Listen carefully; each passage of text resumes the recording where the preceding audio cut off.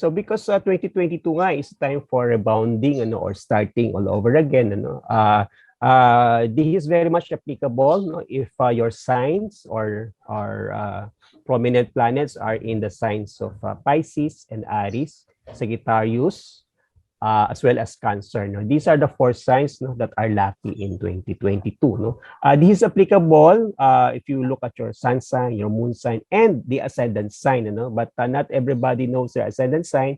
In case you want to find out what your ascendant sign is, you can have it checked on my website, filipinoastrologer.com. No? Okay. So basically, it means that if your ascendant sign is in Aries and Pisces, this year is a year of beginnings for you. No? If Leo naman, you will have more opportunities to expand your let's say your reach. If Sagittarius, you can actually make a big change in your life this year. Kasi last 2 years was difficult for Sagittarius. So if you belong to one of these signs, or if your ascendant sign or planets are in these signs, make the most of 2022. Make a big leap, and move forward, invest, or make a gamble in terms of starting something new. Well, basically, it's a positive drive, it's a positive energy, So it's more applicable sa business or sa career, parang let's say if they are applying for a job, they want to change careers, this might be a good year for them. And doing so, mag-start ng business, yung mga lucky signs, or mag-change ng career, meron po bang mga time period na dapat nilang i-avoid in general, or kahit yung ibang signs na they have to be careful na mga panahon ngayong 2022? Yes.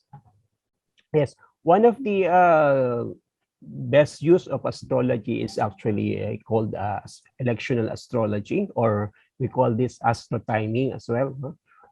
Basically, it means that there's always a good time to start something, because astrology is about birthdays. If you start something on a good date, it means the birthday of that project will be good, and the future will also be good. So in astrology, we try to study the energies on a certain month, certain week, certain day, and even certain hour. Okay. So generally speaking, the first step is avoid the unlucky periods. Generally, this is signified by the so-called retrogrades. In the year 2022, we have several retrogrades in January. So for example, January is not one of the best. It's the worst month to start something big, such as a business, getting married, or what. Okay, so basically February is much better. There are certain retrograde periods we have to avoid. So for example, okay, let me enumerate. The first retrograde period the first retrograde period of Mercury is from January 14 until February 4. The next is May 10 to June 3. And then September 10 to October 2. When Mercury is retrograde, there can be lots of problems, misunderstanding, etc. So any contract, any launching is not advisable during this period. And another very important periods to avoid are actually the eclipses.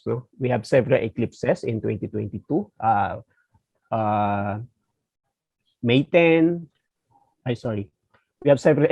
We have several eclipses in 2022. The first is on May 2, May 16, October 25, and November 8. A few weeks or a few days around that eclipse are not actually for major activities. So that's the first step in astrological timing. Avoid the eclipses and avoid the retrogrades. 2022 is, I think, the year of aiming high, because we have been slowed down in the past 2 years.